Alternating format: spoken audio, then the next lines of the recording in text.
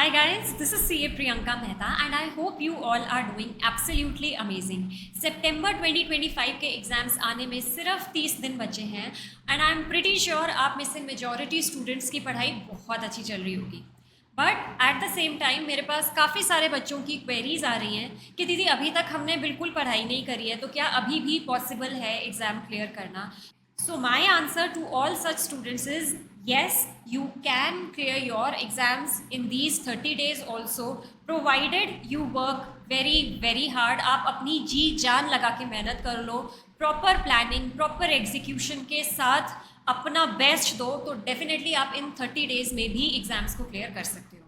तो मैं इस वीडियो में आपके लिए लेकर आई हूँ कुछ स्ट्रैटेजीज़, कुछ प्लानिंग टिप्स, कुछ स्टडी टेक्निक्स जिनसे आप अपनी एफिशिएंसी को मैक्सिमाइज कर सकते हो and you can do very well in your exams. Right? So if you are ready to grill yourself in these 30 days, if you are ready to give your best and clear your exams, तो comment करो नीचे comment section में that yes, I will definitely give my best in this exams and I will definitely clear them. Right? Okay, so without wasting any further time, let's get started.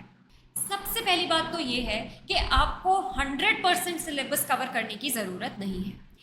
CA exams are not about how much you study, but they are about how well you study whatever you study. तो आप जितना भी पढ़ रहे हो ना, उसको ही बेस्ट पढ़ो. राइट? बट इसका मतलब ये नहीं है कि आप एक दो चैप्टर्स ही कर लो और उन्हीं को बार बार पढ़ते जाओ, उन्हीं को बेस्ट कर लो और आप सोचो कि एग्ज़ाम क्लियर हो जाएगा. एक रीजनेबल 70-80% तक आपका सिलेबस कवर अप हो चुका है, तो दैट इज़ गुड इनफ. अब आपको सिर्फ उसी को दोबारा रिवाइज करना है, 100% करने के पीछे नहीं भागना. राइट? वरना आप नए के चक्कर में जो किया हुआ है उसको भी भूल जाओगे. तो 70-80% तक को ही आप अपना पक्का कर लो. लेकिन अगर आपने अभी उतना भी नहीं किया हुआ है तो भी कोई घबराने की बात नहीं है. ICAI ने अपनी वेबसाइट पर chapter wise, subject wise marks weightage दे रखी हैं. मैं उसका लिंक आपको डिस्क्रिप्शन बॉक्स में दे दूंगी, उसे डाउनलोड करो. उसमें से देखो कि कौन कौन से टॉपिक स्कोरिंग हैं, वो सारे आप नोट कर लो कि हाँ मुझे ये करके जाने हैं. और अगर ICAI की मार्क्स वेटेज भी नहीं देखना चाहते हो तो यूट्यूब पर किसी भी टीचर के ABC एनालिसिस का वीडियो देख लो और वहाँ से आप नोट डाउन कर लो, एक प्रॉपर लिस्ट बना लो कि हाँ ये टॉपिक्स मुझे कंप्लीट अपने करने हैं. राइट? उसके बाद दूसरी बात है कि आपके पास 30 डेज हैं. इन 30 डेज को हम दो पार्ट्स में डिवाइड करेंगे. फर्स्ट 20 डेज जहाँ पर आप अपना सारे सब्जेक्ट्स की फर्स्ट रीडिंग करोगे और साइड बाय साइड उसका रिवीजन करोगे. एंड द नेक्स्ट 10 डेज जहाँ पर आप अपना सेकेंड रिवीजन करोगे और साथ साथ में मॉक टेस्ट दोगे. ठीक है? अब 20 डेज फॉर 4 सब्जेक्ट्स का मतलब है 5 डेज पर सब्जेक्ट. अब ये आपके ऊपर है कि आपको उन 5 डेज में डेडिकेटेडली एक सब्जेक्ट पढ़ना है या 2 सब्जेक्ट्स लेकर चलने हैं, या एक दिन एक सब्जेक्ट, दूसरे दिन दूसरा सब्जेक्ट, तीसरे दिन तीसरा सब्जेक्ट, ऐसे करके करना है. That is entirely your call. Right? मैं आपको एक सजेशन और दे सकती हूँ कि अगर कोई ऐसा सब्जेक्ट है जो आपको डिफ़िकल्ट लगता है सबसे ज़्यादा, फॉर एग्जाम्पल लॉ की बात करते हैं. लॉ थ्योरी सब्जेक्ट है और वो जनरली बच्चों को याद करने में प्रॉब्लम करता है. तो आप ऐसा भी कर सकते हो कि रोज़ थोड़ी देर लॉ पढ़ो और बाकी के 3 सब्जेक्ट्स को 18 डेज में डिवाइड कर दो, यानी कि 6 डेज पर सब्जेक्ट, और साथ साथ में आपका लॉ चल ही रहा है. उसके बाद 20 डेज होने से पहले 2 दिन आपके पास और बचेंगे. वहाँ पर आप अपना कोई भी पेंडिंग टॉपिक कंप्लीट कर सकते हो. अगर आपका टॉपिक किसी भी सब्जेक्ट का बच गया तो वो कंप्लीट कर सकते हो, नहीं बचा तो वेल एंड गुड, वो भी आप अपने नेक्स्ट 10 डेज के अंदर काउंट कर सकते हो रिविजन के लिए. ठीक है? उसके बाद आपके आते हैं नेक्स्ट 10 डेज जहाँ पे आप 2 दिन पर सब्जेक्ट दे सकते हो. उसमें 1.5 दिन में आप अपना सब्जेक्ट पूरा रिवाइज करोगे जैसे एग्ज़ाम डेज में करते हैं, और बाकी बचे हुए आधे दिन में आप अपना मॉक टेस्ट दोगे. ठीक है? तो सबसे पहले आप लेकर चलोगे अपना सेकंड पेपर जैसे लॉ, उसके बाद आप quantitative aptitude, then economics, and then जो लास्ट के आपके 4 दिन बचेंगे उसमें आप अकाउंट्स लेकर चलोगे. तो आपके पास अकाउंट्स के लिए फिर 4 दिन हो जाएंगे बिफोर योर एग्जाम्स. राइट? तो ये तो था कि आप अपने नंबर ऑफ डेज़ को कैसे डिवाइड कर सकते हो अमंगस्ट ऑल योर सब्जेक्ट्स। अब हम देखते हैं कि अपने पर्टिकुलर डेज़ को, इंडिविजुअल डेज़ को हम कैसे प्लान करें जिससे हमारी एफिशिएंसी मैक्सिमाइज हो जाए। तो आपको अपने डेज़ को 4 to 5 स्लॉट्स में डिवाइड कर दो और 2 to 3 आवर्स ईच, और उनके बीच बीच में आप लो ब्रेक्स लेना बहुत इंपॉर्टेंट है। क्यों? क्योंकि उससे आपकी एफिशिएंसी बढ़ती है। Please remember, breaks are not a waste of time, they help you stay rejuvenated and refreshed, right. आपको अपने डेज़ को कैसे डिवाइड करना है। फॉर एग्जाम्पल, आप सुबह 6 बजे उठे या 6:30 बजे उठे, आपने ब्रश वगैरह किया, फ्रेशन अप हुए, और उसके बाद आप 7 बजे से पढ़ने बैठ गए। तो 7 to 10 का आप एक स्टडी सेशन रखोगे जिसमें आप कोई भी डिफ़िकल्ट टॉपिक अपना पिक कर लोगे। फॉर एग्जाम्पल लॉ, जैसे अगर आपने डिसाइड किया कि आप रोज़ लॉ करोगे तो सुबह का एक स्टडी सेशन 7 से 10 वाला आप लॉ को डेडिकेट कर सकते हो। उस टाइम आपका माइंड फ्रेश होता है और आप ईजिली ग्रास्प कर पाओगे चीज़ों को, राइट। उसके बाद 10 to 10:30 आप एक ब्रेक लोगे जिसमें आप अपना ब्रेकफास्ट वगैरह कर लोगे, ठीक है। उसके बाद 10:30 to 2 आप अपना एक और स्टडी सेशन रखोगे 3.5 आवर्स का, एंड देन 2 to 3 का ब्रेक, लंच ब्रेक, जिसमें आप एक पावर नैप भी ले सकते हो अगर आप चाहो तो। देन 3 to 5 का थर्ड स्टडी सेशन रखेंगे। ये आफ्टर लंच थोड़ा छोटा स्टडी सेशन होगा जिसमें हम कुछ भी ईजी या लाइट टॉपिक पढ़ सकते हैं। उसके बाद 5 to 5:30 का आप एक टी ब्रेक लोगे जिसमें आप चाहो तो वॉक भी कर सकते हो। एंड देन 5:30 to 8 का आपका फोर्थ स्टडी सेशन होगा 2.5 आवर्स का। And then 8 to 9 dinner and family time करने के बाद 9 to 12 आप अपना फिफ्थ स्टडी सेशन रखोगे 3 आवर्स का। सो इन ऑल आपके 14 आवर्स की सिटिंग हो जाएगी। जनरली नॉर्मल डेज पे आपके स्टडी आवर्स 5 to 7 के बीच रेंज करते होंगे, बट ऐसे आप अगर फॉलो करोगे, इस टेक्निक को फॉलो करोगे, तो इट विल बी 14 आवर्स, यानी कि आपकी एफिशिएंसी डबल हो जाएगी। तो अगर आप 1 महीना ऐसे करके पढ़ाई करोगे तो इट वुड बी लाइक कि आपने 2 महीने की पढ़ाई कर ली है, राइट। तो ये तो था कि आप अपने डेज़ को कैसे स्लॉट्स में डिवाइड करके अपनी एफिशिएंसी को मैक्सिमाइज़ कर सकते हो। अब हम ये देखते हैं कि इन स्लॉट्स में आपको कैसे पढ़ाई करनी है जिससे आपकी एफिशिएंसी और ज़्यादा बेटर हो जाए। तो उसके लिए सबसे पहली टेक्निक है always use a stop watch. जब आप पढ़ने बैठो तो अपने फ़ोन में स्टॉप वॉच को ऑन करके रख दो। जब आप बीच में ब्रेक लो तो उसको पॉज कर दो, एंड देन जब दोबारा पढ़ने बैठो तो फिर से आप उसको रिज्यूम कर दो। ऐसे करते करते at the end of the day आपको दिखेगा कि आपके total number of study hours कितने हुए हैं पूरे दिन में। जो भी आपके total number of study hours होंगे वो देखने के बाद आपको नेक्स्ट डे के लिए मोटिवेशन मिलेगा। आप खुद को पुश कर पाओगे कि मुझे अपने स्टडी आवर्स बढ़ाने हैं और मुझे और ज़्यादा मेहनत करनी है। बट प्लीज़ मेक श्योर कि स्टडी आवर्स बढ़ाने के चक्कर में आपकी क्वालिटी कॉम्प्रोमाइज़ ना हो, राइट। दूसरी टेक्निक है पोमोडोरो टेक्निक। पोमोडोरो टेक्निक में क्या होता है कि हम 25 मिनट्स पढ़ाई करते हैं और फिर 5 मिनट्स का ब्रेक लेते हैं। जब आप पढ़ने बैठो तो स्टॉप वॉच के साथ साथ अपने फ़ोन में टाइमर भी लगा लो 25 मिनट्स का। 25 मिनट्स में आप सिर्फ पढ़ाई करोगे, ना आप पानी पीने के लिए उठोगे, ना वॉशरूम जाने के लिए उठोगे, ना पेन पेंसिल लेने के लिए उठोगे, ना कुछ इधर उधर देखोगे, ना सोचोगे, ना पलट के पेजेस देखोगे कि कितने पेजेस बचे हैं, कुछ नहीं करोगे। आप 25 मिनट्स में अपने आप को, अपने ब्रेन को ये प्रोग्राम कर लो कि इन 25 मिनट्स में मुझे सिर्फ और सिर्फ पढ़ाई करनी है। उसके बाद जो कुछ भी करना है ना वो उस 5 मिनट के ब्रेक में कर लेना। वॉशरूम जाना हो, पानी पीना हो, ये करना हो, वो करना हो, वो सब चीज़ें 5 मिनट के ब्रेक में करना है। और फिर 5 मिनट ओवर होते ही दोबारा से 25 मिनट्स का टाइमर लगाना है, सीधा सिर्फ पढ़ाई करनी है, and then 5 minutes break.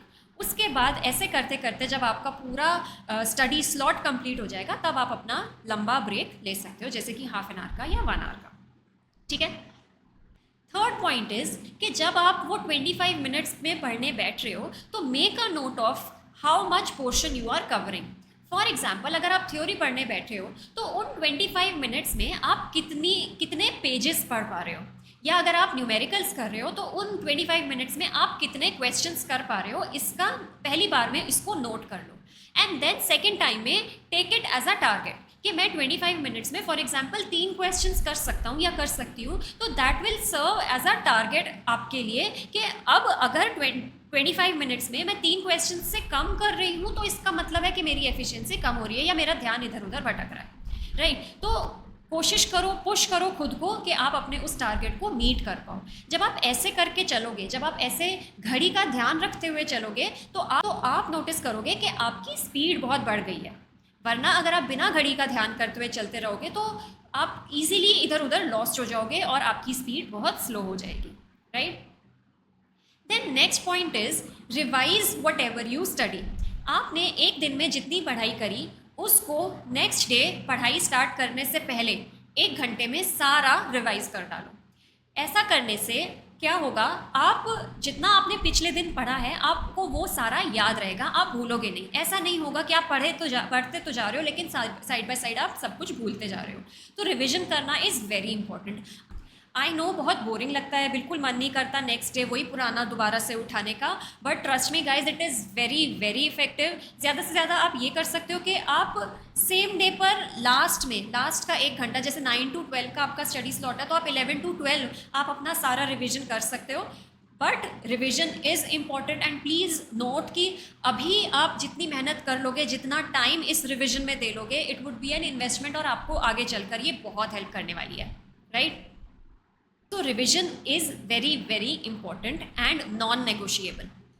Next thing is कि जब आप क्वेश्चंस करने बैठ रहे हो, क्वेश्चन सॉल्व करने बैठ रहे हो, प्रैक्टिस करने बैठ रहे हो, तो 1 या 2 क्वेश्चंस को प्रॉपरली अच्छे से लिख के फॉर्मेट बनाकर कर सकते हो, लेकिन उसके बाद ज़्यादा टाइम अपना इन सब फॉर्मेलिटीज़ में वेस्ट मत करना। जब आपको एक बार समझ में आ गया कि आंसर लिखने की टेक्निक क्या है, क्या फॉर्मेट है, कैसे है, तो उसके बाद आप सिर्फ स्क्रिबल कर सकते हो। अपना टाइम इन फालतू की फॉर्मेलिटीज़ को करने में वेस्ट मत करना, फटाफट स्क्रिबल करते जाओ, आंसर्स निकालते जाओ and move on to the next question. Similarly for theory subjects, 1-2 questions को अच्छे से लिख कर देख लो, समझ लो कि क्या टेक्निक है, क्या तरीका है आंसर लिखने का। उसके बाद आप फटाफट सिर्फ स्क्रिबल करके 1 वर्ड लिख के बाकी चीज़ें दिमाग में बोल के, that is how you can proceed.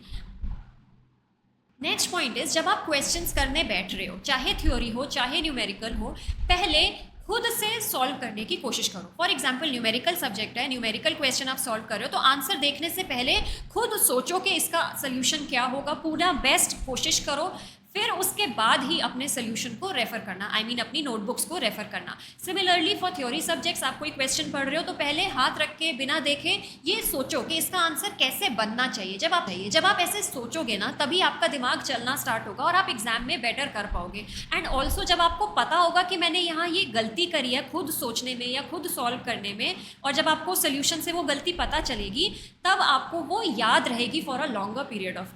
And last but not the least, not all days will be the same. किसी दिन आपकी परफॉर्मेंस बहुत अच्छी होगी, किसी दिन आपकी परफॉर्मेंस थोड़ी कम अच्छी होगी। तो जिस दिन कम अच्छी हो उस दिन डिस्करेज मत हो जाना, जिस दिन ज़्यादा अच्छी हो उस दिन ओवर कॉन्फिडेंट मत हो जाना, बहुत ज़्यादा खुश मत हो जाना कि अल्टीमेटली नेक्स्ट डे पर असर पड़े। अभी ये सिर्फ एक जर्नी है। Ultimately what matters is the end result, कि आप लास्ट डे पर आपकी कितनी प्रिपरेशन होती है और आप एग्ज़ाम में कैसा लिख कर आते हो, राइट? इसके बाद अब बात आती है कि आपको रिसोर्सेज कौन से यूज़ करने हैं। तो जो भी आपके कोचिंग वाले सर या मैम ने आपको नोट्स दिए हैं या बुकलेट दी है, तो वो तो आप रेफ़र करो ही, उसमें कोई प्रॉब्लम नहीं है, लेकिन साथ साथ में ICI के मॉड्यूल में देख लेना कि कोई ऐसा एक्स्ट्रा क्वेश्चन तो नहीं है जो आपके नोट्स में ना हो, राइट? इसके अलावा MTP RTP भी एक बार ज़रूर देख लेना। अगर आपने कोई कोचिंग नहीं ली है तो ICAI का मॉड्यूल RTP MTP ये ज़रूर आप करके जाना। और में राइटिंग प्रैक्टिस ज़रूर करके देखना, चाहे 1 2 3 क्वेश्चंस की ही करके देख लेना, उसके बाद स्क्रिबल कर लेना या खुद सोच के आंसर्स अपने मैच कर लेना सजेस्टेड आंसर्स के साथ, what ever, but writing practice ज़रूरी है करनी। लॉ के आंसर्स आपको 3 पार्ट्स में देने होते हैं। सबसे पहले आप प्रोविजन लिखते हो, फिर आप एनालिसिस लिखते हो, analysis of the case, and then आप अपना कंक्लूजन लिखते हो। इस बेसिस पे आपकी मार्किंग होती है लॉ में। ये कुछ ऐसी टिप्स और टेक्निक्स थी जो आपको हेल्प कर सकती हैं अपनी एफिशिएंसी को मैक्सिमाइज़ करने में in these last 30 days and can help you clear your exams. I know ये थोड़ा सा एग्जॉस्टिंग लग सकता है, 14 आवर्स की स्टडी, इतना सारा syllabus, but know one thing for a fact कि अगर अब आपने छोड़ दिया ना तो ये छूट जाएगा। तो इसलिए छोड़ना तो ऑप्शन नहीं है। जब आप पढ़ रहे हो, पढ़ते पढ़ते आपको लगे कि बस अब मुझसे नहीं हो रहा, दैट इज़ द टाइम जब आपको और ख़ुद को पुश करना है कि नहीं, मुझे अपना ये स्लॉट कंप्लीट करना है, मुझे अपनी एफिशिएंसी बढ़ानी है, मुझे करना है। और जब आप अपने आप को इस तरीके से पुश करोगे ना, तो इतना पोटेंशियल बाहर निकल कर आएगा जो आपको पता भी नहीं होगा कि आपके अंदर था। So please do not give up. अभी मुश्किल ज़रूर लगेगा, बट खुद को पुश करते हुए चलना है कि नहीं, छोड़ना is not an option, right? आपको कोई भी हेल्प चाहिए हो तो I am always there with you. कुछ भी क्वेरी हो, कुछ भी डाउट हो, नीचे कमेंट सेक्शन में लिखो, I will answer it. Take care, bye bye.